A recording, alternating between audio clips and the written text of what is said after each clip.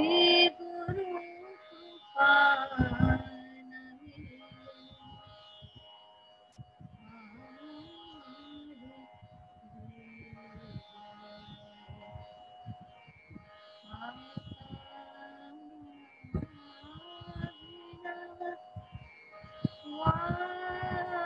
मी काय येत नाहीये.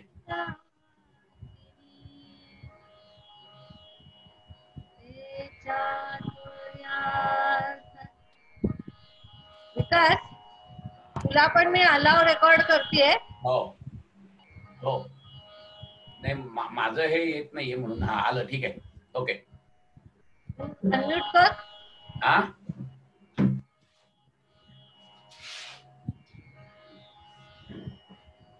अनम्यूट कर. काय केलं? केलं ना, अनम्यूटच आहे. कर. हा,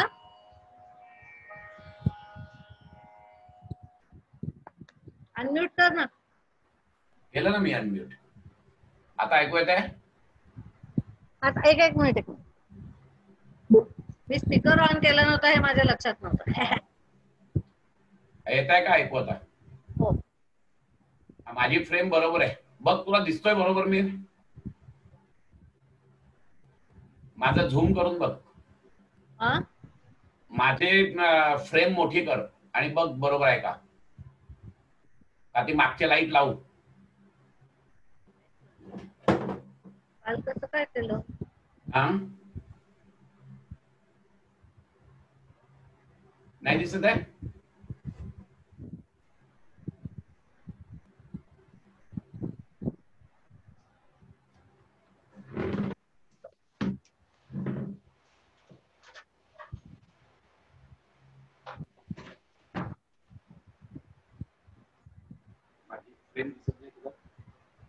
हो, पण इथे कॅलेंडर बिलेंडर असं सगळं मग मी दिसतंय. वळवू का? आणि अजून एकदा मी हे करतो, जे त्यात जास्त स्पष्ट येत आहे का मी साधं बोलून स्पष्ट येत आहे?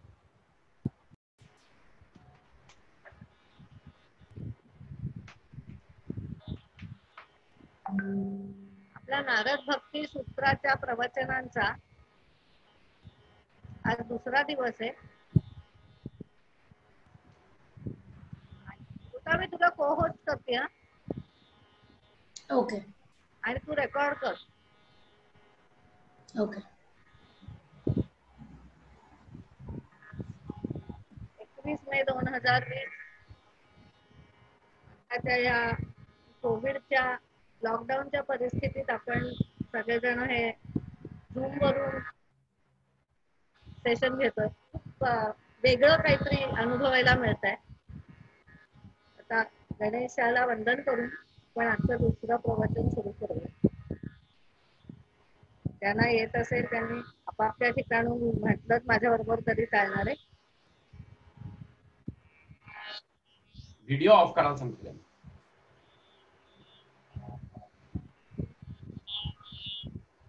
व्हिडिओ पण सगळ्यांनी ऑफ करा.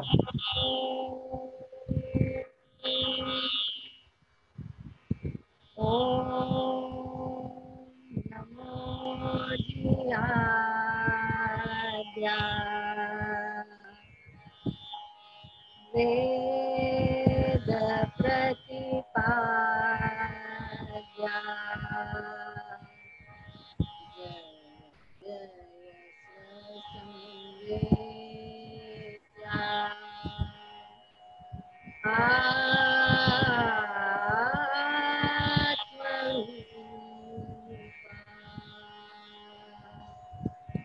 देवा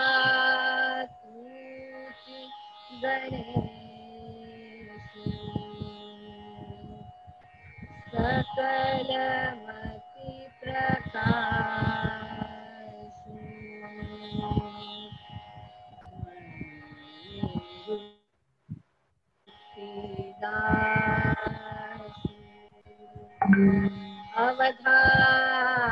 अवधारी दो।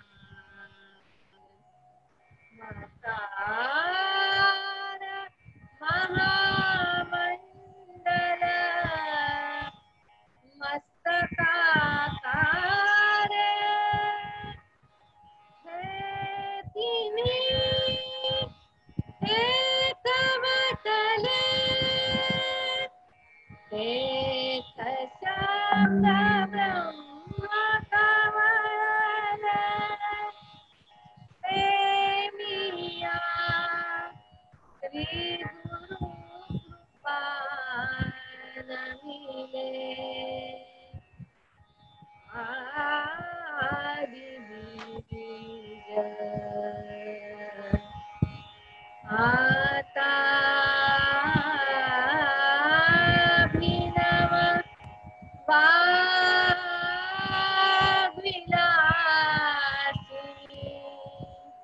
ते चातुर्यार्थ कलाकानी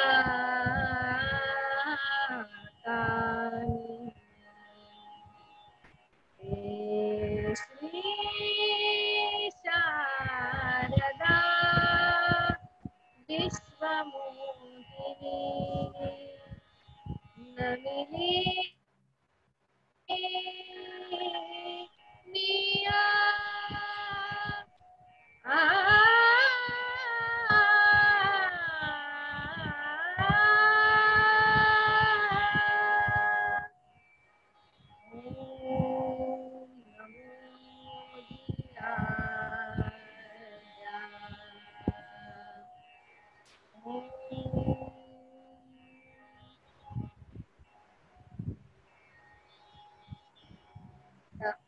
गोष्टी यांनी प्रवचन सुरू करावं असतं.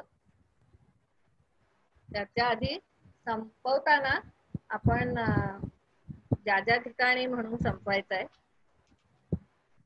तेव्हा मी म्हणेन. हरिओम. काल आपण थोडस भक्तियोग म्हणजे काय ते बघितलं आणि त्याच्यानंतर मग आपण आपला विषयाकडे वळलो, नारद भक्ती सूत्राकडे.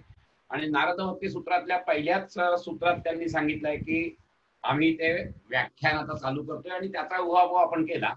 आणि नंतर मग आपण असं सांगितलं की आता हे भक्तीचं नक्की काय लक्षण आहे. तर पहिल्या याच्यात आपण बघितलं की ती जी भक्ती आहे ती परम प्रेम स्वरूप आहे. म्हणजे आत्यंतिक प्रेम ही जी आहे की ज्याला अपेक्षा नसते अशा पद्धतीचं भगवंतावरचं प्रेम म्हणजे भक्ती आहे. हे आपण काल बघितलं. आणि अजून दुसरं हे काय तर दुसऱ्या सूत्रामध्ये ऑडिओ ऑफ करा, तरी चालू आहे. तुला ऐकायला यायला लागलं, तुला आलं ना? हा.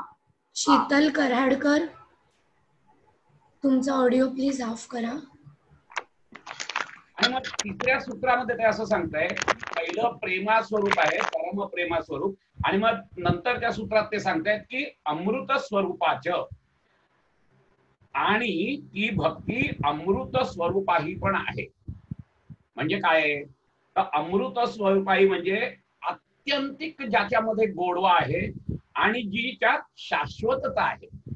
असे दोन प्रकार ह्याच्यात आहेत अमृत स्वरूपामध्ये. म्हणजे भक्ती कशी आहे तर भक्ती आत्यंतिक गोडव्याची आहे आणि ती दुसरी महत्वाची गोष्ट अशी आहे की ती शाश्वत आहे. कसं असतं, आम्ही जेव्हा विषय सुखामधून, विषय वस्तूमधून, बाहेरच्या भौतिक वस्तूंमधून जेव्हा आम्ही सुख उपभोगत असतो ना, त्यावेळेला त्याचा जो गोडवा असतो तो गोडवा हा त्या भक्ती किंवा प्रेमाच्या गोडव्यापेक्षा खूपच कमी असतो. कारण त्याच्यामध्ये स्वार्थ असतो. मला ती वस्तू पाहिजे हा स्वार्थ असतो त्याच्यात, कळलं की नाही? त्यामुळे त्याची गोडी वेगळी असते. अमृत स्वरूप जी काही भक्ती असते त्याच्यामधला गोडवा हा खूपच वेगळा असतो, कारण त्याच्यामध्ये देणं असतं, अपेक्षा नसते. जेव्हा मी भौतिक सुख उपभोगतोय, एखादी गाडी मला पाहिजे तेव्हा मी ती भौतिक सुख उपभोगतोय, त्यावेळेला गाडी घेतल्याने मला सुख मिळत नाही का? तर सुख मिळतं. त्याचं कारण असं असतं, सुख का मिळतं आपण जर नीट विचार केला ना तर सुख मिळतं म्हणजे काय होतं की त्या क्षणापुरतं माझ्या चित्तामध्ये सत्वगुणाचा प्रादुर्भाव जास्त होतो. एखादी गोष्ट मी समजा विचार केला, इच्छा केली की नाही मला गाडी पाहिजे. मग गाडी पाहिजे म्हटल्यानंतर माझ्या आतमध्ये खूप चलबिचल चालली आहे, मला ती अजून मिळत नाहीये, माझ्याकडे तेवढा पैसा नाहीये, त्या पैशासाठी मी धावपळ करतोय, हे सगळं करतोय. त्यामुळे माझं चित्त जे आहे ना ते रजोगुणात्मक असतं आणि ही सगळी धडपड, अँझायटी वगैरे सगळं चालू असतं. आणि ज्या वेळेला मला ती गाडी मिळते त्यावेळेला हे सगळं चित्तातले जे काही भाव आहेत हे सगळे भाव थांबतात रजोगुणात्मक आणि सत्वगुण जागृत होतो. कारण त्यावेळेला माझे मन हे शांत झालेलं असतं. कारण आता या क्षणी माझ्या मनामध्ये कुठचीच गडबड नसते. म्हणजे त्याला नेहमी असं म्हणतात विषय विषयी संभोगाहा. म्हणजे विषयाचा विषयीशी जिथपर्यंत संभोग होत नाही तिथपर्यंत मन वेगवेगळ्या वृत्तींवर तडफडत असतं आणि ज्या वेळेला मला ती वस्तू मिळते त्यावेळेला माझं मन शांत होतं. त्या क्षणापुरतं न मन अवस्था माझी होते आणि न मन अवस्था झाल्या झाल्या आतमध्ये आनंदाची उर्मी फुटायला लागतात. कारण आनंदाच्या उर्मी तेव्हाच फुटतात जेव्हा माझं मन शांत होतं, माझं मन न मन होतं.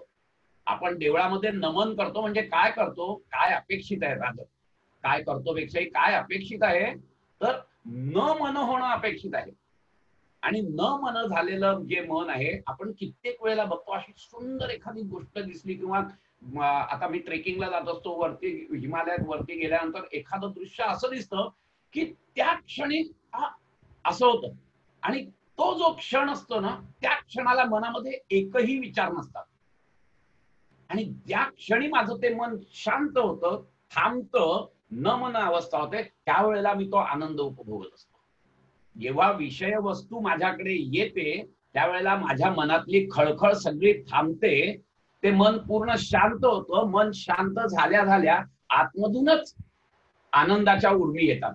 आनंदाच्या उर्मी बाहेर नाहीयेत, त्या वस्तूत नाहीयेत, हे लक्षात घ्या. आनंदाच्या उर्मी, आनंद हा माझ्या आतमध्ये आहे. आणि हेच आम्हाला आमचे ऋषीमुनी सतत सांगत आलेले आहेत की आनंद शोधायला बाहेर जाऊ नकोस, हे फक्त निमित्त आहे. कार, पैसा, बंगला, पत्नी, मुलं, हे सगळे जे आहेत, हे सगळी जी आहेत, ही सगळी विषय आहेत की जे तुमच्या मनाला शांत करतात, पण क्षणिक शांतता देतात. आणि ती जी अवस्था असते न मन अवस्था, ती तेवढ्यापुरती तुम्हाला सुख देते, परंतु आत्यंतिक गोडवा जो प्रेमामध्ये आहे ना, तो यात नसतो. एक गोष्ट. आणि दुसरी गोष्ट, हा जो आनंद आलेला आहे विषय सुखाचा, हा विषय सुखाचा आनंद क्षणिक असतो, हा दीर्घकाळ टिकणारा नसतो, हे लक्षात घ्या तुम्ही. प्रेमामध्ये प्रियकर आणि प्रेयसी, ज्या वेळेला प्रियकर आपल्या प्रेयसीसाठी काहीतरी त्याग करून देत असतो, त्यावेळेला प्रेयसीच्या चेहऱ्यावर त्याला जे काही सुख दिसतं, त्या सुखाने तो सुखावून जात असतो. ते सुख ह्या विषय सुखापेक्षा जास्त आहे, कारण त्याच्यामध्ये त्याग आहे. आणि भगवंताकडे जेव्हा मी माझं प्रेम वळवतो तेच त्यावेळेला तिथे कुठचीच अपेक्षा नसते, तिथे मोक्षाचीही अपेक्षा नसते, हे लक्षात घ्या तुम्ही. तिथे मोक्ष पण नाहीये. अशा वेळेला जो मला आनंद मिळतो तो आत्यंतिक गोडव्याचा आनंद असतो आणि तो आनंद चिरकाळ टिकणारा असतो. कारण एकदा का मला आत्मज्ञान झालं की नंतर मला ते ज्ञान माझं कोणी काढू नाही शकत, हे लक्षात घ्या तुम्ही. आणि म्हणून ते चिरकाळ टिकणारं आणि शाश्वत असा आनंद मला मिळतो. आणि म्हणूनच त्याला अमृत स्वरूपी असं म्हटलेलं आहे. अमृत आपल्याला माहिती आहे, अमृत प्यायलं की आपल्याला सगळ्यांना माहिती आहे, कोणी अमृत प्यायलेलं नाहीये, पण आपल्याला एक माहिती आहे की स्वर्गात अमृत मिळतं वगैरे वगैरे, अशा आपण कल्पना करतो. स्वर्गही कोणी बघितलेलं नाही. ज्यांनी कोणी बापड्यांनी बघितलं असेल तो परत सांगायलाही येत नाही की स्वर्गात काय आहे. आम्हाला हे सगळं माहिती आहे, आम्ही बघितलं नाही, आम्ही अनुभवलं नाही, पण आमचं मन असं असतं की जे अनुभवलं नाही, जे बघितलं नाही, त्याच्याबद्दल पण आम्ही अपेक्षा करतो. नाही, मला ना स्वर्गात जायचंय. तुला कुठे कोणी बोमलाला स्वर्ग बघितलाय किंवा ज्यांनी स्वर्ग बघितलाय तो स्वर्गातून आलाय का सांगायला तुला? अरे हा, ते सांगतात ना, ते बरोबर आहे. तसं स्वर्ग वगैरे ही सगळ्या गोष्टी, सगळी सुख, हा सगळा आनंद माझ्या आतमध्येच आहे, हे लक्षात घ्या तुम्ही. माझी मानसिक अवस्था, माझ्या जाणीवेचा स्तर मी तिथपर्यंत जर घेऊन गेलो तर तोच माझ्यासाठी स्वर्ग आहे. स्वर्ग म्हणून वेगळं काही नाहीये, एक लक्षात घ्या. आणि म्हणून तो जो आत्यंतिक गोडवा कशातून येतो तर त्या भक्तीतून येतो. म्हणजे भक्ती कशी आहे? परम प्रेम स्वरूप आहे आणि ती अमृत स्वरूपी पण आहे. या दोन गोष्टी आता आपण बघितलेल्या आहेत. आणि म्हणून तर विषय सुखाच्या बाबतीत खुद्द भागवत पुराणामध्ये सुद्धा भगवान काय सांगतात? ते सांगतायत, विषयान ध्यायत चित्तम विषयेषु विसज्जते मा अनुस्मर चित्तम मय्येव प्रविलीयते. म्हणजे विषयांबद्दलचं जे काही सुख मिळतं, त्या वस्तूचं जेव्हा चिंतन करून ते जे काही सुख मिळतं ते क्षणिक सुख असतं. परंतु जेव्हा मलाच माझ्या चिंतनात जेव्हा मन लागतं त्यावेळेला तो भक्त जो आहे तो माझ्यातच विलीन होत असतो, तो शाश्वत होत असतो. कारण भगवंत शाश्वत आहे. हा महत्वाचा मुद्दा इथे लक्षात घ्यायचा आहे. आणि म्हणूनच की ते प्रेम आहे ते अमृत स्वरूपी आहे असं यांनी सांगितलेलं आहे. आपण जरा थोडे फास्ट जाऊ म्हणजे मग आपल्याला जास्त आपल्याला हे घेता येईल. आता महत्वाचा मुद्दा असा असतो की अशी जी भक्ती प्राप्त झाली तर त्याची प्राप्ती जी होते ती कशाकशीची त्यामुळे ती प्राप्ती होते, मला ह्या भक्तीमुळे नक्की काय काय प्राप्त होतं हे आता पुढच्या 3 सूत्रात त्यांनी सांगितलंय.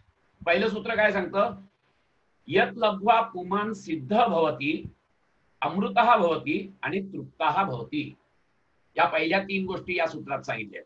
जेव्हा मला ती परम प्रेम आणि अमृत स्वरूपी अशी भक्ती प्राप्त होते त्यावेळेला काय होतं, यत् लब्ध्वा, ज्या परम प्रेम स्वरूप अमृत रूपा भक्तीची प्राप्ती झाली असता, यत् लब्ध्वा मिळाली असता, पुमान म्हणजे पुरुष, सिद्धो भवती, तो सिद्ध होतो. सिद्ध होतो म्हणजे काय होतो, त्याला सिद्धी प्राप्त होतात का, तर सिद्धी नाही, तो सिद्ध होतो म्हणजे त्या ह्याच्यात पूर्णपणे स्थिर होतो. तो त्याला कशाचीच आवश्यकता नसते. खरं सांगायचं तर त्याला कुठची आकांक्षा, त्याला मिळवण्यासारखं काही राहिलेलंच नसतं. ह्या सिद्धी वगैरे ज्या या योगशास्त्रामध्ये सिद्धी सांगितल्या, अष्टसिद्धी सांगितलेल्या आहेत की त्या कशावर संयम केला असता काय मिळतात, ते सगळं योगशास्त्रात आहे. पातंजल योगसूत्रामध्ये त्या सगळ्या सिद्धींवर पूर्णपणे एक हेच आहे, अध्यायच आहे. त्यामुळे त्या सिद्धी अष्टसिद्धी आहेत, परंतु त्या अष्टसिद्धीकडेही त्याचं लक्ष नसतं. तो इतका सिद्ध असतो की या अष्टसिद्धींकडे तो ढुंकूनही बघत नाही, खरं सांगायचं तर. आणि खरं सांगायचं तर या सगळ्या सिद्धी त्याच्या मागे लागलेल्या असतात. त्याच्याकडे त्या सिद्धी येत नसतात का, येत असतात, पण त्याला त्या सिद्धी सुद्धा यत्कश्चित वाटतात.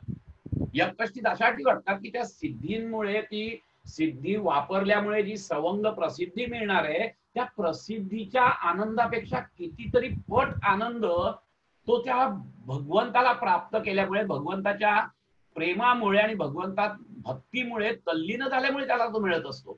आणि त्यामुळे त्या सिद्धी जरी त्याच्या मागे लागल्या, किंबहुना मागे लागतात सिद्धी, परंतु तो त्यांच्याकडे बघत सुद्धा नाही, अशी परिस्थिती होते अक्षरशः.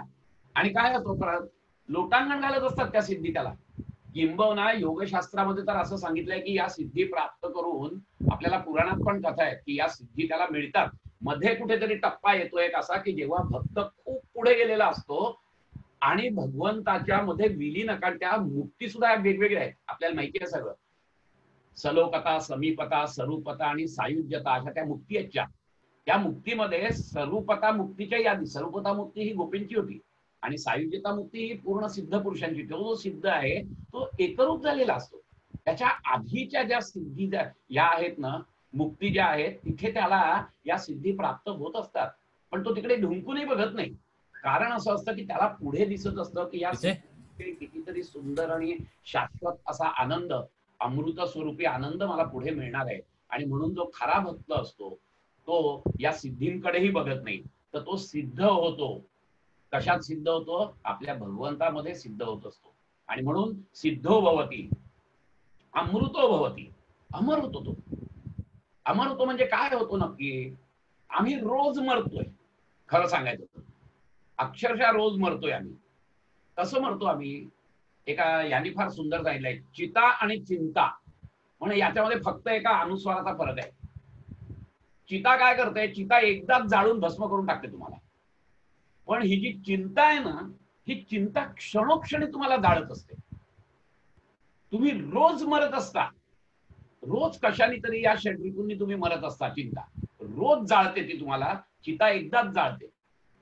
परंतु इथे जे सांगितलंय की ह्या परम भक्तीमुळे काय होतं, तर अमृतो भवती, म्हणजे की ह्याच्यामुळे जो मी रोज मरत होतो तो मी रोज जगतोय. आता त्या सच्चिदानंदाच्या आनंदाच्या डोहामध्ये मी डुंबून अतिशय सुंदर रीतीने रोज जगतोय. या कारणाने ते त्यांनी सांगितलंय की अमृतो भवती.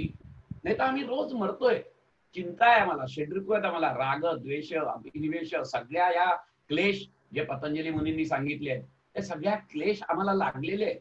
आणि आमच्या सगळ्या कृती त्या क्लेशाला अनुसरूनच असतात. आणि त्यामुळे त्याच्यातून निष्पन्न होणारं जे काही फळ आहे ना, ते फळ देखील खरं सांगायचं तर दुःखमयच असतं. चिंता याचा अर्थ काय, चिंता हा शब्द जो आहे याची अभिव्यक्ती ही षड्रिपू आहे. काम, क्रोध, लोभ, मोह, मद आणि मत्सर. आम्ही कशात ना कशात तरी गुरफटलेलेच असतो दर सेकंदाला. आणि त्यामुळे जो खरा आनंद आहे त्या खरा आनंदापासून आम्ही पारखेत झालेलो असतो.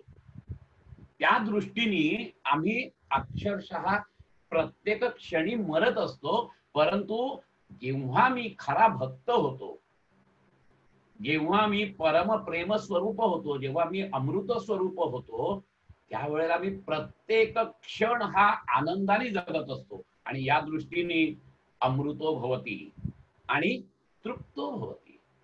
तृप्त असतो, काही कशाची अपेक्षा नसते, काही नसतं. कारण जे काही माझ्या जीवनामध्ये मला मिळवायचं आहे, परम प्राप्तव्य जे काही आहे माझं, जो परम पुरुषार्थ जो काही आहे तो मला मिळालेला आहे. आम्हाला तो परम पुरुषार्थ मिळत नाही, किंबहुना आम्हाला आमचा परम पुरुषार्थ काय आहे या जीवनामध्ये, या भूतलावर आम्ही आल्यानंतर आम्हाला नक्की काय करायचं हे आम्हाला अज्ञानामुळे माहित नाहीये. आणि त्यामुळे आम्ही या बाहेरच्या विश्वातल्या गोष्टी सगळ्या जमवायला प्रयत्न करतो आणि त्याच्यातून आनंद उपभोगायचा प्रयत्न करतो. परंतु तो आनंद क्षणिक असतो, हे आपण परवाच्या दिवशी बघितलंय. परंतु इथे जेव्हा मला पूर्ण भक्त मी होतो, जेव्हा त्या भक्ताची पराकोटीची पराभक्ती मला प्राप्त होते, त्यावेळेला मला मिळवण्यासारखं काहीच नसतो. कारण मी प्रत्येक क्षण असतो तो आनंदासाठी झटत असतो. आता तो शाश्वत आनंदच मला मिळालेला असल्यामुळे मला कशाची अपेक्षाच नसते. तृप्त आहे मी, समाधानी आहे मी. त्या भक्ताची अवस्था ही अशी होत असते की त्याला दुसरं काही मिळवण्यासारखं राहत नाही या विश्वामध्ये, आणि म्हणून तो समाधानी असतो, तो तृप्त असतो. त्यामुळे ह्या तीन गोष्टी तर पहिले त्याला मिळतात. काय मिळतात तर सिद्धो भवती, अमृतो भवती आणि तृप्तो भवती. आणि पुढे काय मिळत आहेत, यत् प्राप्य न किंचित वांछति न शोचती न द्वेष्टी न रमते न उत्साही भवती. पुढच्या सूत्रात त्यांनी ते सांगितलं की अजून काय प्राप्ती होते, जेव्हा तुम्हाला परम प्रेम स्वरूप आणि अमृत स्वरूपाच्या भक्तीची जेव्हा तुम्हाला प्राप्ती होते, त्यावेळेला काय होते, यत् प्राप्य न किंचित वांछति. जे आमच्या सगळ्या ज्या काही इच्छा आहेत त्या इच्छा गेलेल्या असतात. कुठलीच इच्छा आमच्या याच्यात राहत नाही. का राहत नाही आमच्या याच्यात इच्छा? कारण की आम्हाला ते जे शाश्वत सुख आहे ते शाश्वत सुख मिळालेलंच आहे. त्यामुळे ते शाश्वत सुख मिळाल्यामुळे कामना आम्हाला कशाला असू शकतात? कारण आमच्याकडे काही नाही, काही नाही ही रुखरुख आहे, ही दुःख आहे. या दुःखातून बाहेर येण्यासाठी आम्ही कामना करतो आमच्या अज्ञानामुळे. आणि आम्ही त्या ज्या कामना करतो त्या भौतिक जगतातल्याच वस्तूंच्या करत असतो. कारण की आम्हाला हे कळत नाही की त्या भौतिक जगतामध्ये जे काही मिळणार आहे ते नक्की आपल्याला शाश्वत आहे का नाही. कारण त्या गोष्टी शाश्वत असतील तर तुम्हाला शाश्वत सुख देतील ना. गोष्टीच मुळात शाश्वत नाही तर ते शाश्वत सुख देतीलच कसं तुम्हाला ना. हा खूप महत्वाचा मुद्दा आहे. आम्हाला ते कळत नाही आणि त्यामुळे आमचं अख्खं आयुष्य आम्ही ते गोळा करण्यातच जात असतो. पैसा, अडका आणि इतर मान मरातब सगळं आम्ही एक एक मिळवण्याच्या प्रयत्नात असतो. परंतु या सगळ्या गोष्टी, अगदी मान मरातब सुद्धा कुठे शाश्वत आहे. मग काय होतं, आम्ही नगरसेवक होतो, वा वा नगरसेवक झालो, मग थांबलं का, झालं शाश्वत सुख मिळालं का? नाही. नगरसेवक झालं की लगेच मग मी आता आमदार कसा होईल, मग त्याच्यासाठी लटपटी चालू होतात. बरं चला बाबा आमदार झाला, मग आमदार झालं का शाश्वत सुख मिळालं का? नाही. मग आता एक खासदार कसा होईल, चालू एक एक एक एक चालू होतं. मी काल तुम्हाला उदाहरण दिलं, चाळीत राहणारा माणूस, मी सेल्फ कंटेंट ब्लॉकची अपेक्षा करतो. मग सेल्फ कंटेंट ब्लॉक मध्ये गेलो की 1 बेडरूम लिव्हिंग रूमची अपेक्षा करतो. 1 बेडरूम लिव्हिंग रूम मध्ये गेलो की 2 बेडरूम लिव्हिंग रूम, मग बंगला, मग बंगल्याच्या पुढे माझी गाडी पाहिजे. मग मला नुसती ही गाडी कुठे, मला मर्सिडीज गाडी पाहिजे. चालू आयुष्य अख्खं त्याच्यातच जातं आमचं. आणि मिळतं सुख किती, 5 वर्ष धडपड केली की एक 6 महिन्याचं सुख मिळतं. दुःख पर्वता एवढे आपल्याला सांगितलेलं आहे. सुख पाहता जेव्हा पडे दुःख पर्वता एवढे, हे सांगितलेलं आहे आपल्याला तुकाराम महाराजांनी. ते खरंच आहे. आणि की आम्ही जर नीट विचार केला, आम्ही जर नीट अनालिसिस केलं तर आम्हाला कळेल की हे सगळं व्यर्थ आहे. माझी जी सगळी धडपड चाललेली आहे ती त्या शाश्वत सुखासाठी चाललेली आहे आणि आम्हाला कळत नाहीये शाश्वत सुख कुठे आहे. परंतु हा जो भक्त आहे की जो पराभक्तीला पोचलेला आहे त्याला काही इच्छाच नसते, कारण तो शाश्वत सुखातच असतो.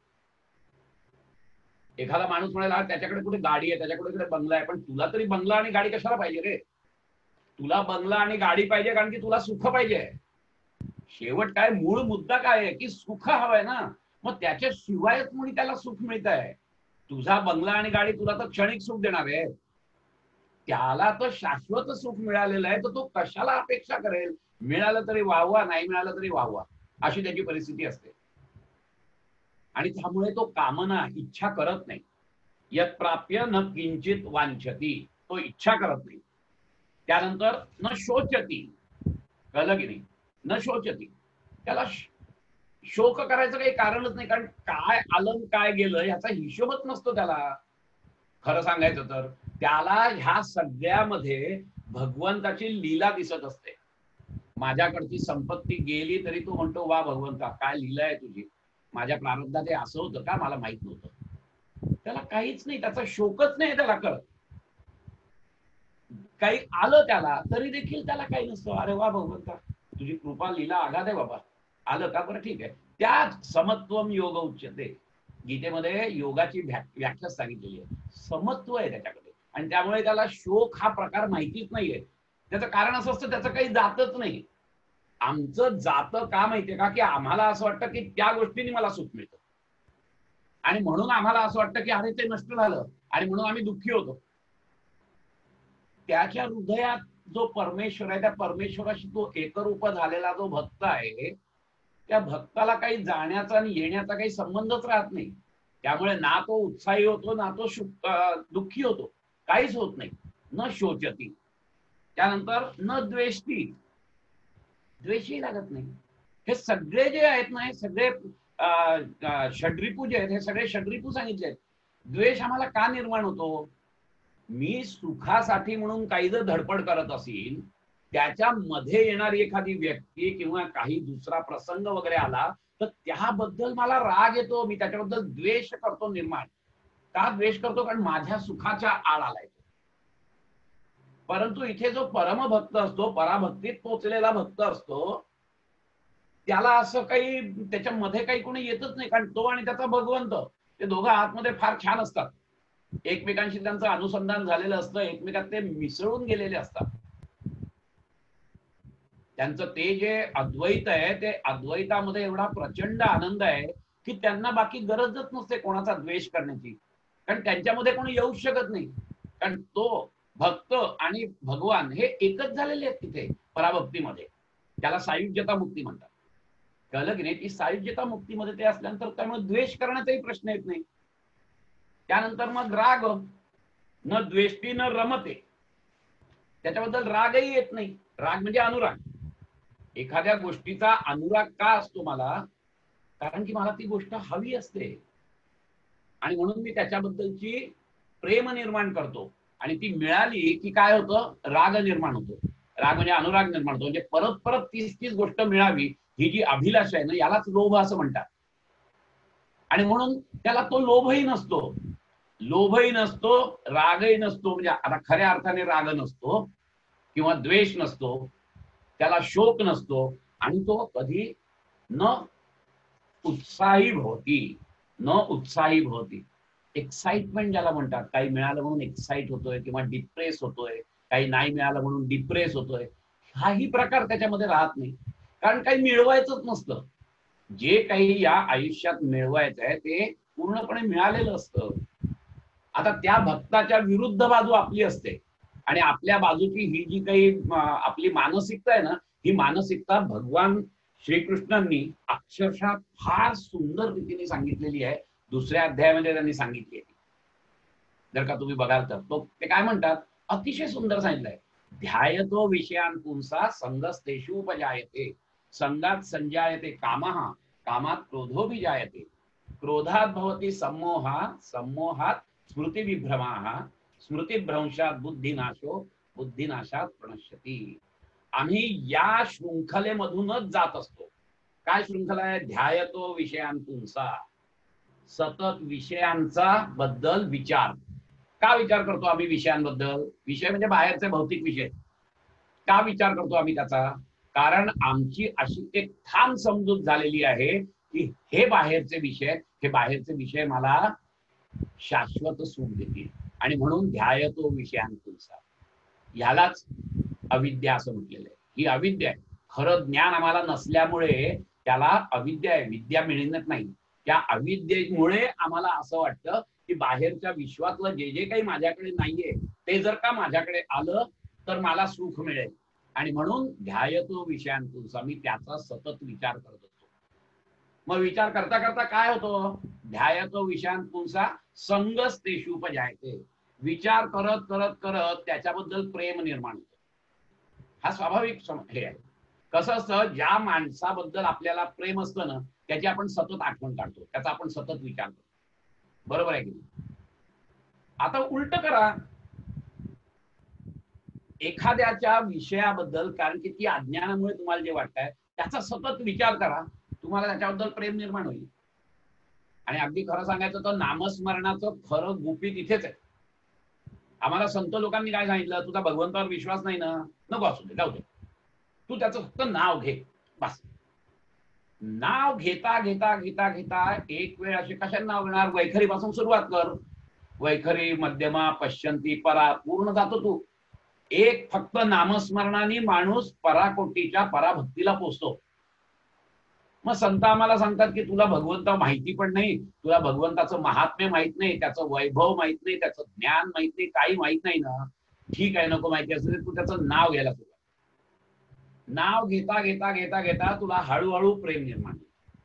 हीच खरी गोष्ट आहे. कारण प्रेमळ माणसाचं सतत आम्ही ध्यान करतो, प्रेमळ माणसाची सतत आम्ही ही त्याच्याबद्दलची आम्हाला आठवणी येत असतात. मग उलट करा, आठवणी काढा, त्या माणसाबद्दल प्रेम निर्माण होईल. तेच हे सांगतायत भगवान श्रीकृष्ण, ध्यायतो विषयांपुंसा संगस तेषुपजायते, संगात संजायते कामः. आता प्रेम निर्माण झालं, तर प्रेम निर्माण झाल्याबरोबर आमच्या मनामध्ये काय, संगात संजायते कामः. त्या प्रेमातून काय निर्माण झाली, कामना निर्माण झाली. कसली कामना निर्माण झाली, की अरे ती जी काही प्रेम मी ज्याच्यावर केलेलं आहे ती वस्तू मला मिळाली पाहिजे. हे प्रेम, या प्रेमातून निर्माण काय झालं, कामना, इच्छा. ही इच्छा निर्माण झाली. आता इच्छा निर्माण झाल्यानंतर दोनच गोष्टी होऊ शकतात. एक, इच्छा पूर्ती झाली तर त्याचं परिवर्तन लोभात होतं. लोभात होतं म्हणजे काय, इच्छा पूर्ती झाली की तेवढ्या पुरता मला आनंद मिळतो. आपण मगाशी बघितलं, विषय विषयी संभोग, हा विषय विषयी संभोग झाल्याबरोबर माझं न मन अवस्था आली, न मन अवस्था आल्याबरोबर आतमध्ये सत्वगुणाचा उद्रेक झाल्यामुळे तो आनंद जो आहे तो आनंद मी अनुभवला.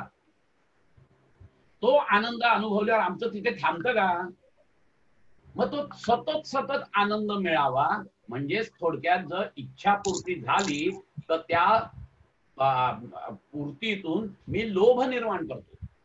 की लोभ म्हणजे काय, की तीच तीच घटना जी मला आनंद देते, तीच तीच वस्तू जी मला आनंद देते, तोच तोच प्रसंग जो मला आनंद देतोय तो परत परत यावा, हा मनाचा अट्टाहास म्हणजे लोभ. कळलं की नाही? एक तर लोभ निर्माण होतो माझ्यामध्ये, आणि नाहीतर जर का इच्छा पूर्ण नाही झाली तर क्रोध निर्माण होतो. दोन पैकी एकच होणार आहे, एक तर लोभ निर्माण होतो नाही तर क्रोध निर्माण होतो. आणि म्हणून त्यांनी सांगितलंय, संगात संजयते कामः कामात क्रोधो विजयते. क्रोध इथे दोन्ही लोभ आणि क्रोध या दोन्ही अर्थाने घ्यायचा आहे. मग क्रोध निर्माण झाल्यानंतर होतं काय, त्या क्रोधाचं जेव्हा रूपांतर किंवा ती पूर्ण अंतिम अवस्थेत क्रोध गेला की मद आणि मत्सराच्या रूपाने तो बाहेर पडतो. आणि जर का लोभ माझा पूर्ण परिपक्व होऊन वरच्या स्तरावर गेला तर त्याच्यातून मोह निर्माण होतो. म्हणजे आले सगळे आमचे षड्रिपू, काम क्रोध लोभ मोह मद मत्सर सगळे आले. कशातून सुरुवात झाली, ध्यायतो विषयांपुंसा. आणि मग पुढच्या ह्याच्यात काय म्हणतात, क्रोधात भवती सम्मोहात, म्हणजे मोहात जातो माणूस. म्हणजे ह्याच लोभ आणि क्रोधातून त्याची जेव्हा परिणिती मोहातच होते. आणि मोहात होते म्हणजे काय होतं, की तो मोहून टाकतो तुम्हाला. इतका वेळ जी वस्तू होती ना, ती वस्तूवर तुमचं आधिपत्य होतं. आता त्या वस्तूनी तुमच्यावर आधिपत्य गाजवायला सुरुवात केली आहे. मोहात पडणं म्हणजे काय, हेच आहे. मोहून टाकतो म्हणजे काय, सुरुवातीला मला दारूचं व्यसन नाही, मी एक पेक घेतलाय, माझ्या खर्चाने घेतलाय, पण नंतर दुसऱ्या दिवशी जर का हे नसेल, पैसे नसतील तर मी जात नाही तिथे, कारण माझ्याकडे पैसे, माझा अजून कंट्रोल आहे. मला एवढं माहिती आहे की दारू पिऊन जरा बरं वाटतंय बरं का मला, हाही खोटाच आनंद असतो माझा. परंतु नंतर मग जेव्हा सतत मी ते घ्यायला लागतो त्यावेळेला अशी परिस्थिती येते की त्या लोभातून मी मोहात केव्हा गेलो कळतच नाही. आणि आता दारू माझ्यावर साम्राज्य गाजवते. आता जर का माझ्या खिशात पैसे नसतील तर मी चोरीमारी करून पैसे मिळवतो आणि गुत्त्यात जाऊन दारू पितो. मोह, मोहिनी घालते तीच दारू मला मोहिनी घालते. आणि मग त्या मोहिनी घातल्यामुळे माझं जे जीवनाचं इप्सित आहे तेच मी विसरून जातो. संमोहात स्मृती विभ्रमः, मी विसर पडतो मला, अरे मी नक्की कशासाठी हे सगळं करत होतो, आनंदासाठी करत होतो ना, पण मग आता आनंद नाही मिळत. पण आता ती मोहून गेल्यामुळे आता ते घ्यायलाच पाहिजे मला, नाही तर माझ्या अस्तित्वाचाच सवाल निर्माण होतोय. हे ड्रग ऍडिक्ट काय असतात? तेच असतात. संमोहात स्मृती विभ्रमः स्मृतिभ्रंशात बुद्धिनाशो, बुद्धीला नाश होतो. बुद्धीचा नाश म्हणजे आमच्याकडे जे काही भगवंतानी मानव जातीला दिलेलं एकमेव साधन आहे की ज्याच्यामुळे तुम्ही प्राणी आणि मानव वेगवेगळे असता, ते साधन म्हणजे बुद्धी, ज्याला आपण सत्सद विवेक बुद्धी किंवा निश्चयात्मका बुद्धी म्हणतो, त्या बुद्धीवर पांघरून पडतो. आणि ते जर का पांघरून पडलं तर माणूस म्हणून जगायच्या तुम्ही लायक होत नाही. संमोहात स्मृती विभ्रमात स्मृतिभ्रंशात बुद्धिनाशो बुद्धिनाशात प्रणश्यती, त्याचा अंत होतो. किती सुंदर वर्णन केलेलं आहे. हे सगळं कुठून सुरुवात झाली? ध्यायतो विषयांतूनचा. तिथून जी सुरुवात झाली ती का सुरुवात झाली? कारण की आमच्याकडे पराभक्ती नाहीये. भगवंताचं आत्मतत्व जे आहे, आत्मज्ञान नाहीये. आत्मज्ञान होणं म्हणजेच पराभक्तीत जाणं आहे. ते आत्मज्ञान नाही, कारण त्या तिथे तो बसलेला आहे. ते आत्मज्ञान नसल्यामुळे आम्ही अज्ञानापोटी ध्यायतो विषयांतूनचा. परंतु भक्ताच्या बाबतीत म्हणाल तर या कुठल्या शृंखलेमध्ये तो येतच नाही, कारण त्याला ध्यायतो विषयांतूनची गरजच वाटत नाही. तो म्हणतो माझ्याजवळ शाश्वत सुख आहे, मी कशासाठी विषयांचा विचार करू आणि त्या विषयांपासून सुख घ्यायचा प्रयत्न करू, त्याला त्याची गरज वाटत नाहीये. आणि म्हणून त्यांनी असं सांगितलेलं आहे. आणि मला गीतेत दुसराही एक श्लोक आहे, यो न रुष्यती न द्वेष्टी न शोचती न कांक्षती शुभ अशुभ परित्यागी भक्तिमान्या समे प्रिया. भगवंत स्वतः भगवद्गीतेत पण हेच सांगतायत की जो कुठल्याही आनंदाने उत्साही होत नाही, कोणाचाही द्वेष करत नाही, शोक करत नाही, आकांक्षा करत नाही आणि शुभ आणि अशुभ कुठच्याही फलाचा कधीही तो आसक्त होत नाही, असा भक्त मला प्रिय आहे. भगवंताने भगवद्गीतेत पण तेच सांगितलेलं आहे. त्यामुळे दुसऱ्या ह्याच्यात त्यांनी सांगितलंय काय? त्यांनी सांगितलंय पहिल्या ह्याच्यात की यद लब्ध्वा पुमान सिद्धो भवती अमृतो भवती आणि तृप्तो भवती. आणि पुढच्या सूत्रामध्ये सांगतायत यत प्राप्य न किंचित वांछती न शोचती न द्वेष्टी न रमती न उत्साही भवती. आणि तिसऱ्या श्लोकात अजून काय सांगतायत? काय मिळतं त्याला? यद ज्ञात्वा मत्तो भवती स्तब्धो भवती आत्मारामो भवती. या तीन गोष्टींचा त्या भक्ताला, पराभक्तीत जो गेलेला आहे त्या परमभक्ताला याही तीन गोष्टी लागतात. यत मत्वा मत्तो भवती, धुंद होऊन जातो तो. त्याला कशाची पडलेली नसते, तो स्वतःच्या धुंदीत असतो, स्वतःच्याच आनंदात असतो, स्वतःच्याच आनंदाच्या उर्मीत तो खेळत असतो. त्यावेळी तो धुंद असतो, त्याला कशाची चिंता नसते पडली, अशा पद्धतीने तो असतो. आणि ही लोक जेव्हा अशी धुंदी होते ना त्यांची, त्यावेळेला ते नाचतात, गातात, कधी रडतात, कधी हसतात. लोकांना वाटतं ह्याला काय झालंय, पण तो त्याच्या धुंदीत असतो, त्याला त्याची पर्वा नसते लोक काय म्हणतायत ते. अक्षरशः अशी परिस्थिती होती त्याची. आणि म्हणून त्याला सांगितलंय की मत्तो भवती, मत्त धुंद होऊन जातो तो आपल्याच आनंदाच्या ह्याच्यात, आपल्याच भक्तीमध्ये, भगवंताच्या बरोबर खेळण्यात. मीराचं काय होतं? मीरा राणी होती, पण मीरा राणी असून सुद्धा जेव्हा तिच्या जो प्रेमाविष्कार आहे तो जेव्हा उफाळून बाहेर यायचा त्यावेळेला ती नाचायची, तिचं राणीपण वगैरे सगळं गेलेलं असायचं. बघ घुंगरू बांध मीरा नाची रे, लोग कहे मीरा बरी बावरी रे, सास कहे तुल नाशी रे. बघ घुंगरू बांध मीरा नाची रे. तिला काही पडलेली नव्हती, ती राणी होती, पण त्या धुंदीमध्ये तिला काही सुचत नव्हतं. कित्येक वेळेला संत लोक जेव्हा कथा कीर्तनांना असतात, दुसऱ्यांचं संकीर्तन जेव्हा ऐकत असतात, त्यावेळेला पण त्यांच्यामध्ये केव्हा तरी असा काहीतरी आनंदाचा हे येतो, उफाळून येतो, उमाळा येतो. आणि त्यावेळेला तेही तसंच नाच करत असतात, तेही तसंच हसत असतात, तेही रडत असतात. सगळे आनंदाश्रूंनी ओघळत असतात त्यांच्या, आणि त्यांना त्याची काही वाटत नसते मी लोकात बसलोय काय, लोक काय म्हणतील वगैरे, याची धुंदी असते ती पूर्ण त्यांची. त्यांना काही नाही, ते त्या आनंदात त्या धुंदीत असतात ते. मी आणि माझा भगवंत याच्याशिवाय त्यांना दुसरं काही दिसत नाही खरं सांगायचं तर.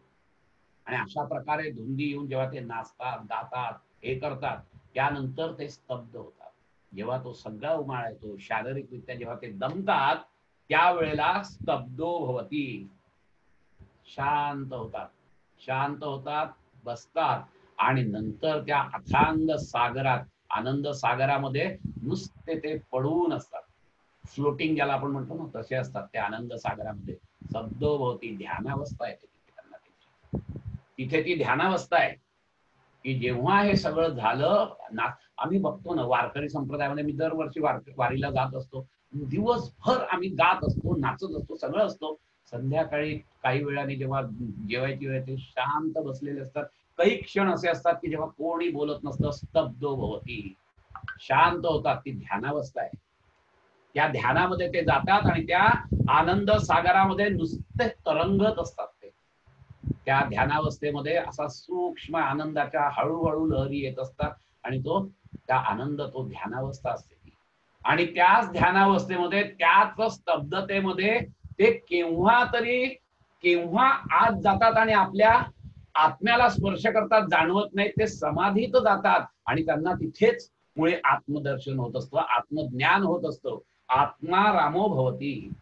त्याच ध्यानातून हळूच त्यांची समाधीकडे जाते वाट, आणि समाधीकडे वाट गेल्यानंतर तिथे त्यांना तो आत्मज्ञान होतं. तिथे त्यांचा तो भगवंत, जो प्रियकर आहे तिचा, त्या प्रियकराशी त्याचं मिलन होत असतं, आणि त्या मिलनामध्ये तो पूर्णपणे बुडून जातो. असा तो ज्ञानी भक्त होतो. म्हणजे हाच भक्त ज्ञानी पण असतो. खरा भक्त जो असतो तो ज्ञान पण असतं, त्याला आत्मज्ञान झालेलं असतं त्याला. आणि म्हणूनच त्यांनी सांगितलं आहे, मत्तो भवती, स्तब्धो भवती, आत्मारामो भवती. ओशोंनी फार सुंदर एक मेडिटेशनची पद्धत काढलेली आहे, फार सुंदर आहे. ध्यानाच्या अनंत पद्धती आहेत, त्यातली एक त्यांची पद्धत आहे ज्याला डायनॅमिक मेडिटेशन म्हणतात, सक्रिय ध्यान. सक्रिय ध्यानाची पद्धत आहे. मी स्वतः ते ध्यान केलेलं आहे, अनुभवलेलं आहे. अक्षरशः सुरुवातीला तुम्हाला थकवतात त्या ध्यानामध्ये, आणि नंतर मग हेच सेम जे तिथे नारदाने सांगितलंय तो अनुभव तिथे येतो, की धुंद होतो पहिले माणूस, मत्तो भवती, स्तब्धो भवती, आत्मारामो भवती. अतिशय सुंदर रीतीने आपल्याला या तीन ह्याच्यामध्ये सांगितलंय की नक्की काय होतं, काय काय लाभतं त्या भक्ताला. तर हे तीन गुण लाभतात. हा खूप महत्वाचा मुद्दा आहे. कितीतरी गोष्टी अशा असतात ह्या धुंदीमध्ये सुद्धा आपण बघत असतो, की आपल्याला काही वेळेला असं जाणवतं की हा काय म्हणजे नाटक करतोय. नाटक नसतं. जो खरा भक्त असतो ना, तो खरा भक्त आतून उमाळा येतो, आणि किंबहुना तो नाचत नसतो, तो भगवंतच त्याच्या थ्रू नाचत असतो. अगदी जर खरं सांगायचं. आणि त्यांना त्यामुळे त्याचं काही वाटत नाही की कोण काय म्हणताय, कोणी काय म्हणो, यासाठी बळकट प्रेम असावे गाठी, निंदा स्तुतीवर लावणी काठी, मी तू हरारे, आपुलासा देव करारे. फार सुंदर सांगितलेलं आहे यांनी. भगवंत आपल्या माझ्या शिवदीन केसरींचा आहे. कोणी काय म्हणो यासाठी बळकट प्रेम असावे गाठी. प्रेम जर माझं बळकट असेल तर त्यांना काही धुंदीत नसते, धुंदीत असतात आपल्या. निंदा स्तुतीवर लावणी काठी, मी तू हरारे, आपुलासा देव करारे, भाव धरारे, आपुलासा देव करारे. फार सुंदर हे आहे, भजन आहे ते. अतिशय सुंदर भजन आहे. आता गंमत अशी आहे की ही अद्वितीय भक्ती कशा पद्धतीची असते, तर पुढच्या सूत्रात ते सांगते. सान कामयमाना निरोध रूपत्वात. म्हणजे ती जी भक्ती आहे ती भक्ती निरोध रूप आहे, त्याग रूप असल्यामुळे न कामायमाना, कामनायुक्त नसते. इथे कामना नाही म्हणजे काय, इथे त्याग आहे. इथे निरोध याचा अर्थ त्याग आहे, हे लक्षात घ्या. खरा भक्त जो असतो ना, तो प्रेम निर्माण होण्यासाठी, भगवंताबद्दलचं प्रेम निर्माण होण्यासाठी सगळ्या त्यागाला तयार असतो. प्रियकर आणि प्रेयसीमध्ये प्रियकर प्रेयसीच्या सुखासाठी काहीही त्याग करायला तयार असतो, आणि भगवंतासाठी तर संपूर्ण त्यागाचीच भावना असते. कळलं की नाही? देवाच्या सखत्वासाठी तुटाव्या प्रियजनांच्या गाठी, सर्वस्व अर्पावे शेवटी प्राण तोही वेचावा. समर्थांनी आम्हाला सांगितलेलं आहे, देवाच्या सखत्वासाठी तुटाव्या प्रियजनांच्या, प्रियजन गेले तरी चालतील पण भगवंता. रामदास स्वामींनी काय केलं? रामदास स्वामींनी तेच केलंय, समर्थांचंच आहे हे खरं. सगळं घरदार सोडलं, 12 वर्ष तिथे नाशिकला जाऊन राहिले होते आणि अखंड साधना चालू होती की हे रामा मला भेट रे, अनुदिनी अनुतापे तापलो रामराया परमदिन दयाळा निरसी. शेवटच्या क्षणी ही करुणाष्टक त्यांनी म्हटली आहे. नेवा राम प्रकट झालाय. अचपळ मन माझे नावरे आवरिता तुझविणी शिण होतो धावरे धावा. अतिशय सुंदर रीतीने आपल्याला यांनी सांगितलेलं आहे की देवाच्या सख्यत्वासाठी काय करायला लागतं, सगळं करावं लागतं. आणि हा त्याग आहे ना, हा त्याग म्हणजेच त्यांनी सांगितलेलं हे आहे निरोध. निरोध याचा अर्थ त्याग. या त्यागामध्ये सगळं आहे. भौतिक गोष्टींचा तर त्याग आहेच, भौतिक गोष्टींबद्दल तुम्हाला त्याग करूनच पुढे जायचं आहे. तो तयारच असतो मुळे भौतिक गोष्टींच्या त्यागासाठी. जसा प्रियकर असतो, तेन त्यक्तेन भुंजित हा मा घृतक कस्य सिद्धनम. ईशावास्य उपनिषदेची सुरुवातच ती आहे की त्यागात खरा आनंद आहे. सूत्र पहिलंच काय ईशावास्य, ईशावास्यमिदं सर्वं यत्किंच जगत्याम जगत तेन त्यक्तेन भुंजित हा मा घृतक कस्य सिद्धनम. तेन त्यागून उपभोगा. इथे विरोधाभास वाटतो, अरे त्यागायचं आणि उपभोगायचं कसं बाबा, त्यागल्यावर मी उपभोगणार कसं? तर त्यांचं म्हणणं असं आहे आमच्या ऋषींचं, तेन त्यक्तेन भुंजिता म्हणजे त्यागामध्येच खरा आनंद आहे. आणि म्हणून त्याग करायला शिका. आणि असा जो त्याग तुम्ही भगवंतापाशी जर करायचा असेल आणि भगवंताची परमभक्ती म्हणून जर का स्वीकारायची असेल तर तो त्याग कुठच्या थराचा पाहिजे तुम्हाला? खरा आनंद विषय आपल्याकडे घेण्यात नाहीये तर देण्यात आहे, हे लक्षात घ्या तुम्ही. आम्हाला अज्ञानामुळे असं वाटतं की माझ्याकडे जी गोष्ट नाही ती मी घेतली तर मला आनंद होईल. पण नीट जर का सारासार विचार केला, आणि म्हणून इथे बुद्धीचं काम आहे. हे मनाच्या हिंदोळ्यावर आमचं जीवन जे फिरतं ना, ह्याच्यामुळे आम्ही दुःखी होत असतो. आम्ही कधी त्या बुद्धीला ताण देत नाही की अरे नक्की काय आहे, का मला सुख मिळत नाहीये एवढं सगळं. आम्ही कधी अनालिसिस करत नाही. सत्सद विवेक बुद्धी आहे ती. सत काय असत काय जाणणारी बुद्धी आहे. पण त्याला व्यायाम दिला, त्याला तगडं केलं तर ती तुम्हाला मदत करेल. तुमच्या शरीराला तुम्ही व्यायाम दिलात तर ते शरीर तुम्हाला साथ देईल, नाही तर कसं साथ देईल? तसंच बुद्धीच आहे. त्या बुद्धीला तुम्हाला व्यायाम द्यायला पाहिजे. त्याच्यावर चिंतन मनन ग्रंथ वाचन सगळं केलं पाहिजे, तेव्हा ते बुद्धी शार्प होत राहील. आणि सतत ती मग निश्चयात्मका बुद्धी होण्यासाठी सत्सद्विवेक बुद्धी आधी होते. आणि सत असत काय याचा सगळा निवाडा झाल्यानंतर मग ती एक निश्चय करते, तेव्हा ती निश्चयात्मका बुद्धी होते. आणि त्या निश्चयाने मग तो माणूस पुढे जातो. तिथपर्यंत तो जात नाही. आणि म्हणून तेन त्यक्तेन भुंजिता, त्यागामध्ये आनंद आहे. मला तुम्ही सांगा, आई आणि मूल दोघं जण भुकेले आहेत आणि जेवण आलेलं आहे एका माणसाचं. आई मुलाला भरवते आणि तिला आनंद होतो. ती दाखवत नाही मला आनंद झालाय, हा दिखावा नसतो. तिला मनापासून तिची भूक, तिचं जे शरीर आहे ना त्या शरीराची भूक ऍक्च्युअली मरते. तिला भूक लागत नाही, तिची भूक क्षमते कारण की माझं बाळ जेवत आहे. तेन त्यक्तेन भुंजिता, त्यागून उपभोगा म्हणजे काय? हे त्यागून उपभोगा, दुसऱ्याला देऊन. म्हणून आमच्या धर्मामध्ये दान धर्म करा सांगितलेलं आहे की दान देण्याने जे सुख मिळेल ते घेण्याने मिळत नाही. एखाद्या माणसाला माझ्याकडे काय आहे ह्याच्यातलं मी जे देतो ना, त्यावेळेला तो सात्विक आनंद जो आहे, तो सात्विक आनंद कुठेतरी थोडा तरी त्या भगवंताच्या प्रेमाकडे जातो. पण जिथे त्याग नाही, फक्त मीच घेणं आहे ना, तो क्षणिक आनंद असतो. त्या आनंदाला सुद्धा मर्यादा असते, तो निखळ आनंद नसतो. आणि म्हणून आमच्या या सगळ्यांनी सांगितलं की तेन त्यक्तेन भुंजिता हा मा घृतक कस्य सिद्धनम, त्यागून उपभोगा. आम्ही देवाजवळ जातो, आम्ही देवाजवळ त्याग करायला जातो का? आम्ही देवाजवळ चक्कपैकी एक व्यवहार करायला जातो. लोक देवळात जाऊन बाजारात गेल्यासारखं, चंद्रकांत गोखलेंचीच माहिती चारोळे, लोक देवळात जाऊन दुकानात गेल्यासारखं वागतात, चारा खाणे देऊन काहीतरी मागतात. खरंच आम्ही तसं करतो.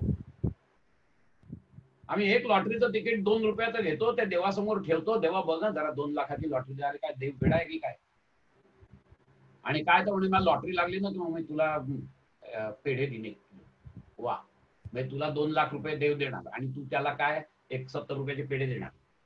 व्यवहारच बघायचा तर देव व्यवहार बघेल ना. मग आम्ही काहीतरी मागण्यासाठी जात असतो तिथे, काही ना काहीतरी मागण्यासाठी. अगदी बाकी काही नाही तरी देखा मला चांगलं कर, मला सात्विक कर, हे मागायला जातो आम्ही. परंतु आम्ही असं नाही मागत की भगवंता तुझ्याकडचं फक्त प्रेम दे रे मला, बाकी काही नकोय मला. बस तुझ्याबद्दलचं प्रेम माझं बुद्धिंगत हो, एवढंच दे, बाकी काही नको मला. हे कधी मागतो का आम्ही? आम्ही जेव्हा केव्हा देवळात जातो, तुम्ही विचार करा, काही ना काहीतरी मागायला जात असतो. कुठेतरी आम्ही संकटात असतो म्हणून देवाकडे जातो, कुठेतरी आम्हाला काहीतरी पाहिजे असतं म्हणून आम्ही देवाकडे जातो. परंतु फक्त भगवंता तुझं प्रेम मला दे रे, हे मागण्यासाठी जातो का? विठोबा दप्तरदार म्हणून एक संत समान व्यक्तिमत्व होतं. त्यांनी फार सुंदर एक सुभाषित लिहिलाय, फार छान लिहिलाय सुभाषित, की देवासमोर काय मागावं आणि काय मागू नये. मा ह्या अक्षरावर त्यांनी सुभाषित केलेलं आहे. माचे 2 अर्थ आहेत, एक मा म्हणजे नको आणि एक मा म्हणजे लक्ष्मी. त्यांनी काय म्हटलंय, देवासमोर काय मागा तुम्ही? महाराज कृपा मामा, मारा मामा कुमार सुख गरिमा, महाराज मास्व महिमा, पद पुण्याराधने तुम्हे प्रेमा. काय कळलं? काही कळलं नाही, मला माहिती आहे. चला आपण आता ते बघूया. महाराज कृपा मामा, मा रामा कुमार सुख गरिमा, महाराज मास्व महिमा, पद पद्माराधनेस तुम्ही प्रेमा. मा म्हणजे नको, राजकृपा, मला देवा राजकृपा नको, राजाची मला ही पाहिजे वगैरे असं काही नाही, मला हे काही नको. मा राजकृपा. मा म्हणजे नको, दुसरा मा म्हणजे लक्ष्मी, मला लक्ष्मी नको. मा राजकृपा मामा. मा रामा म्हणजे सुंदर स्त्री, मा म्हणजे नको, मला सुंदर स्त्री पण नको. मग काय नको अजून? मा कुमार सुख गरिमा, मुलाकडून मिळणाऱ्या सुखाचा अभिमान पण मला नको. आता आपली वय साधारण अशी आहे 60 नंतर 75 पर्यंत, की मुलगा अमेरिकेत असतो, हे असतो, तो तिकडून पैसे पाठवत असतो, मग तिकडून येतो तो, बाबा तुम्ही आता देवळात वगैरे जात असाल ना तर गाडी मी ड्रायव्हरही ठेवलाय. आणि तो बाप सगळ्या आपल्या बाकीच्या मित्रांना सांगतो, मुलांनी गाडी पाठवली आणि नुसतं नाही ड्रायव्हरही पाठवला, ड्रायव्हर पाठवला, खरंच हो खूप प्रेम आहे. आपला अहंकार आहे तो, तर तोही नको मला. बघा किती सूक्ष्मात विचार केलेला आहे. आपल्याला वाटतं की आपण मुलाचं कौतुक करतोय, तो मुलाचं कौतुक नसतं, आपला अहंकार असतो, तो आपण सांगत असतो लोकांना, खरं सांगायचं तर. आणि म्हणून मा कुमार सुख गरिमा, मा राज हे विष्णू, मा म्हणजे लक्ष्मी आणि राज पती त्याचा, लक्ष्मीचा पती हे विष्णू. मा स्वमहिमा, मला स्वतःचाही अहंकार नको. हा स्व जो आहे ना, हा स्वच नडतो प्रत्येक वेळेला. खरं सांगायचं तर आध्यात्मिक मार्गावरचा सर्वात शेवटचा आणि सूक्ष्म अडथळा जर कुठचा असेल तर तो म्हणजे अस्मिता, अहंकार आहे. म्हणून मगाशी आपण सांगितलं असं की देवाच्या सख्यत्वासाठी तुटाव्या प्रियजनांच्या गाठी सर्वस्व अर्पावे. आम्ही सर्व अर्पण करतो पण स्व अर्पण करत नाही. स्व अर्पण करत नाही हा खूप मोठा आहे, कारण आम्हाला कळत नाही. आम्हाला नकळतपणे आम्ही तो स्व ठेवूनच सगळं करतो. अरे मी पूजा केली, फार छान वाटलं, म्हणजे पूजा वेगळी मी वेगळा. मी वारीला गेलो, वारी वेगळी मी वेगळा. आम्हाला कळत नाही की आम्ही अजून तो स्व ठेवलाय आमचा. सर्वस्व अर्पावे शेवटी, प्राण तोही वेचावा. आणि म्हणून तो जो स्व आहे मा स्वमहिमा, मला तो माझ्या स्वतःच्या अहंकाराचा महिमा पण नको. काय काय नको? मा राजकृपा, मामा, मा रामा, मा कुमार सुख गरिमा, महाराज विष्णू, मा स्वमहिमा. मग काय पाहिजे रे मला? किती सुंदर सांगितलंय, पद पद्म आराधनेस तुम्हे प्रेमा, म्हणजे तुझ्या चरण कमलाची आराधना करण्यामध्ये माझं प्रेम बुद्धिंगत होते. काय सुंदर मागितलंय, काय मागावं देवापुढे, किती सुंदर मागितलंय. आम्ही काय मागतो आणि दफ्तरदारांनी काय मागितलंय, पद पद्माराधनेस तुम्ही प्रेमा, तुझ्या पदचरण कमलाच्या मध्ये आराधनेमध्ये माझं प्रेम असू दे, बस मला काही नको. माझं प्रेम जे आहे तुझ्यावरनं, बस देवा हे प्रेम वृद्धिंगत होऊ दे, त्याच्याशिवाय मला दुसरं काहीही नको. इतकं मिळालं ना तरी देखील खूप आहे. परंतु आम्ही तसं करत नाही. आणि त्या ह्याच्यासाठी भक्तीसाठी भक्ती कधी करतो का? कधी नाही करत. प्रेमासाठी प्रेम करतो का कधी आम्ही? प्रेम सुद्धा आमचं कसं असतं, दुसऱ्यावर अवलंबून असतं. तू करतेस म्हणून मी करतो. ही जी भौतिक प्रेम आमची सगळी आहेत, ही सगळी अपेक्षावर. काल मी तुम्हाला असं परवा सांगितलं, सगळी अपेक्षाभंगाची दुःख आहे. आम्ही अपेक्षा करत असतो. इथे अपेक्षा काहीच नाही, मी फक्त प्रेम करतोय तेव्हा, बाकी काही नाही. अपेक्षा काय आहे, हे प्रेम वृद्धिंगत होते, बाकी काही नकोय मला. मला माझ्यासाठी काहीही नकोय. मी तुझ्या जास्तीत जास्त जवळ जायला पाहिजे इतकंच मला माहितीये, बाकी मला काहीही माहिती नाहीये.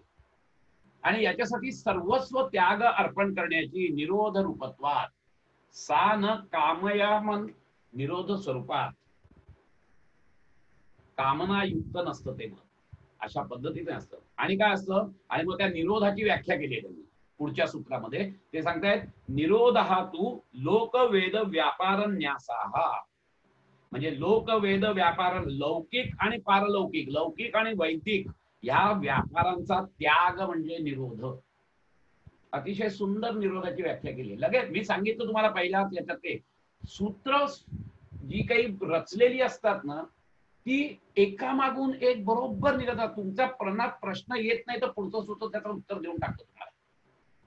आणि म्हणून त्या निरोधाचंच त्यांनी उदाहरण दिलं आहे. निरोध हा तू लोकवेद व्यापार संन्यासा न्यासा, म्हणजे हा जो लौकिक आणि पारलौकिक दोन्हीचा जो व्यापार चाललेला आहे, ह्याच्यापासूनचा निरोध म्हणजे त्याग, याचा अर्थ निरोध आहे.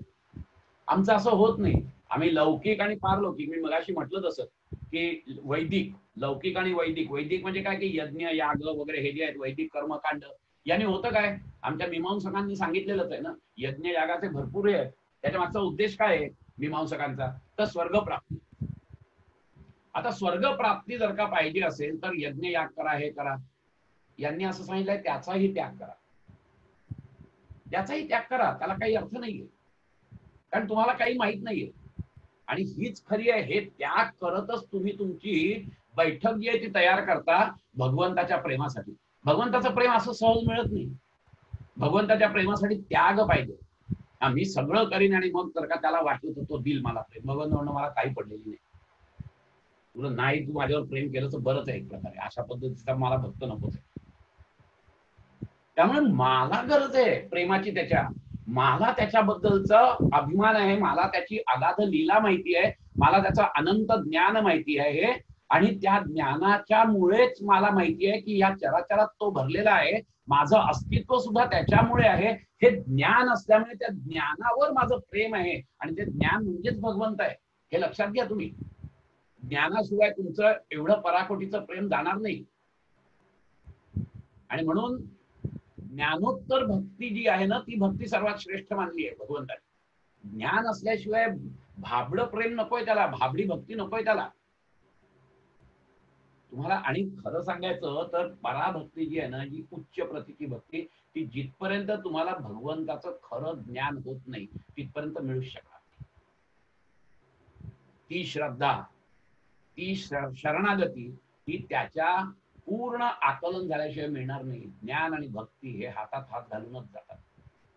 मी पहिल्याच तुम्हाला परवाच्या दिवशी सांगितलं, भक्तीचे 3 गोष्टी महत्वाच्या आहेत. एक उत्कट प्रेम भगवंताबद्दल, आढळ श्रद्धा आणि संपूर्ण शरणागती. या 3 गोष्टींवर ते प्रेम अवलंबून आहे. आणि या तिन्ही गोष्टी जिथपर्यंत तुम्हाला त्या भगवंताचं ज्ञान होत नाही बौद्धिक स्तरावर, तिथपर्यंत तुमच्या मनामध्ये तेवढं प्रेम, तेवढं उत्कट प्रेम निर्माण होणार आहे, तेवढी उत्कट तुमची श्रद्धा होणार नाही. आणि संपूर्ण शरणागती तिथपर्यंत होणार नाही, कारण तुम्हाला त्याचं प्रेम नाही. आमची देवावरची श्रद्धा डळमळीत पण होते कधी, परंतु या भक्तांची होत नाही. या भक्तांना सगळीकडे तो देव दिसत असतो. त्यामुळे त्यांची श्रद्धा असते, हा भगवंत सगळीकडे आहेच. म्हणजे त्यांना दिसत असतं ते, त्यांच्या त्या पराभक्तीमुळे त्यांना ते सगळं ज्ञान झालेलं असतं आणि त्याचा अनुभव घेतलेला असतं. बुद्धीच्या स्तरावर नसतं ज्ञान झालं, तर भक्तीमुळे त्यांना तो अनुभवाला पण मिळालेलं असतं. ते अनुभवाचं ज्ञान आहे त्यांचं. आणि म्हणून तर प्रल्हादाला जेव्हा हिरण्यकश्यपू विचारतो, अरे कुठे आहे तुझा भगवंत, तेव्हा प्रल्हाद सांगतो, कुठेही आहे. काय सांगतोस, कुठे आहे? या खांबात आहे. हो आहे खांबात. आणि म्हणून तो जेव्हा लाथ मारतो तेव्हा त्याच्यातून नरसिंह प्रकट होतात. हा जो विश्वास आहे ना, ही अढळ श्रद्धा जी आहे ना, ही अढळ श्रद्धामुळे हे सगळं करत असते. आमची अढळ श्रद्धा नसते, आमची श्रद्धा तुटते. एवढी अढळ श्रद्धा पाहिजे. कल्याण स्वामी आणि रामदास स्वामी चाललेले असताना रामदास स्वामींचा शेला खाली पडतो, दरीत तो शेला माझ्या गुरूंचा पडला. एवढी अढळ श्रद्धा आहे. ताडकन तिथून उडी मारली खाली शेला घेण्यासाठी, आणि तो गुरु पण केवढ्या ताकदीचा, अलगद त्या कल्याणला परत वर आणली, कल्याण स्वामींना. ही अढळ श्रद्धा आहे. होतं ते, कारण ह्या सगळ्या विश्वामध्ये तोच भरलेला आहे. त्याला काय कमी आहे? वेगवेगळ्या रूपाने तो येत असतो. कधी सद्गुरूच्या रूपाने येत असतो, कधी अवताराच्या रूपाने येत असतो. आम्हाला फक्त ते कळत नाही, कारण आमची श्रद्धा नसते तेवढी. या लोकांची गुरूंवर श्रद्धा होती, आणि श्रद्धा असल्यामुळे त्या श्रद्धेचा परिपाक काय होतो, तर ह्या गोष्टी कळतात. सिद्धो भवती, त्यांच्या मागे ते लागलेले नसतात. कल्याण स्वामींना असा कधी विचार नाही आला की अरे बापरे मी आता जाईन, मग ते नक्की वाचवतील ना मला समर्थ, नाही तर मी मारायचो खाली. दरीत डायरेक्ट उडी मारायची, पॅराशूट वगैरे नव्हतं तेव्हा. नाही, हा विचारच नाहीये, फक्त श्रद्धा, दॅट्स इट. त्या श्रद्धेने त्यांनी ती उडी, अरे माझा याचा शेला जातोय, उडी मारली काढून आणलाय लगेच. 5 वाजत आले. आपण एवढं फक्त संपवूया दुसऱ्या ह्याच्यात, की लोक वेद व्यापार न्यास, लौकिक आणि वैदिक दोन्ही ह्याच्यामध्ये ज्याचा त्याग असतो तिथे त्याला निरोध असं म्हणतात. एवढं लक्षात ठेवूया. आणि इथे आज आपण थांबूया आणि उद्याला आपण पुढची सूत्र घेऊया. अतिशय सुंदर आणि गोडवा आहे. भक्तीमधला गोडवा मी तुम्हाला खरं सांगतो. आता मी एमएच्या मुलांना तत्वज्ञानही शिकवत असतो. भक्ती मार्गात इकडे मी प्रवचन वगैरे पण करत असतो. पण या भक्तीमध्ये जो काही गोडवा आहे ना, तो फार वेगळा आहे. तो अनुभवायला पाहिजे तुम्ही. तो अनुभवल्याशिवाय तुम्हाला त्याचं महत्व कळणार नाही त्या भक्तीतला. आणि म्हणून तर कलियुगामध्ये तेच सांगितलं की अरे भक्ती करा फक्त, बस तुमच्यात तेवढंच आहे. असो, आजची आपली ही जी सगळी सेवा आहे ही त्या भगवंताच्या चरणी अर्पण करूया. आणि आज आपण इथेच थांबू. एक शांतीपाठ होईल, मंजिरी शांतीपाठ म्हणेल, आणि आपण एक 5 मिनिटासाठी सगळ्यांनी नंतर मग व्हिडिओ वगैरे ऑन करा. शांतीपाठ झाल्यानंतर कोणाला काही बोलायचं असेल, गप्पा मारायचे असतील तर आपण 5-10 मिनिटं आपण आपला हा जो झूम आहे हा चालू ठेवू. कळलं की नाही? हरिओम. शांतीपाठ म्हणायच्या आधी छोटस सांगायचं जे राहून गेलं होतं, कालच सांगायला होतं पण राहून गेलं, की जरी मी म्हटलं की अनुपम भक्ती मंडळाच्यासाठी आपण हे सगळं करतोय, हे प्रवचन माला सुरू केली, पण त्याला निमित्त मात्र ऋता ठरले. आम्ही 6 महिने गेले घोकतोय करायचं, पण ऋतानी बाबांना सांगितलं की बाबा आपण घ्यायचं का. तर काय लेकीसाठी त्यांनी ताबडतोब वेळ काढला आणि पटापट सगळं अरेंज झालं. त्यामुळे ऋताला विशेष धन्यवाद. आणि त्याच्यामुळे हे सगळं घडू शकतंय. आणि अनुपम भक्ती मंडळाला हा अनुभव आहे की ऋता, ऋषभ, करुणा ही मुलं खूप कारणीभूत होतात सक्रिय करायला काही काही आपल्या मनातले विचार. तसं काहीतरी झालंय. वचनामध्ये आपण जे शेवटी घेतो ते आपापल्या ठिकाणी सर्वांनी म्हणावं. ज्या त्या ठिकाणी मन जाय माझे, त्या त्या ठिकाणी निज रूप तुझे. मी ठेविते मस्तक ज्या ठिकाणी, तेथे तुझे सद्गुरु पाय दोन्ही. भरोनी सद्भावाची अंजुली, मिया ओविया फुले मोकळी. अर्पिली अंघ्री उगली विश्वरूपाच्या, चिये शरीरी चिये माती. मेळवीन तये क्षिती, जेथे श्री चरण उभे ठाकती आराध्याचे कुंडलिक वरदे हरी विठ्ठल श्री ज्ञानदेव तुकाराम ज्ञानेश्वर महाराज की जय भगवान गोपाल कृष्ण महाराज की जय सब संतन की जय जय जय रघुवीर समर्थ पांडुरंग हरी वासुदेव हरी पांडुरंग हरी हरी वासुदेव हरी पांडुरंग हरी वासुदेव हरी पांडुरंग हरी वासुदेव हरी पांडुरंग पांडुरंग हरी वासुदेव हरी हरी हरी हरी. हरी ओम. सगळ्यांनी आपले व्हिडिओ आणि ऑडिओ ऑन केलेत तरी चालतील. कोणाला काही विचारायचं असेल किंवा काही गप्पा मारायच्या असतील तर आता तुम्ही ऑडिओ आणि व्हिडिओ ऑन करा. फारच छान. झालं का व्यवस्थित? उत्तम उत्तम. वा वा, सुंदर. धन्यवाद.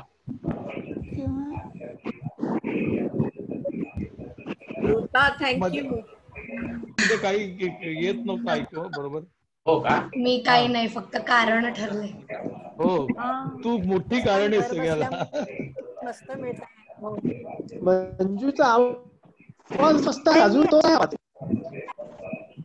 आवाज मस्त आहे ना मंजूचा अजूनही? हो, मंजूचा आवाज. मंगलाष्टक मिनूच्या लग्नात मंगलाष्टक तिने म्हटले होते. खूपच सुंदर.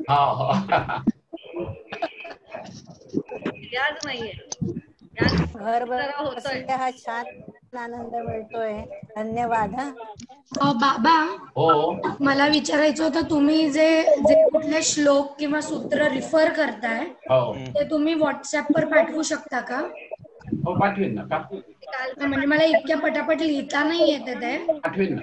मग आय कॅन स्किप इट आणि मग तुम्ही जे काय रेफरन्स मध्ये पण तुम्ही जे वापरताय चालेल, पाठवीन. ते लक्षात राहील. हो, चालेल.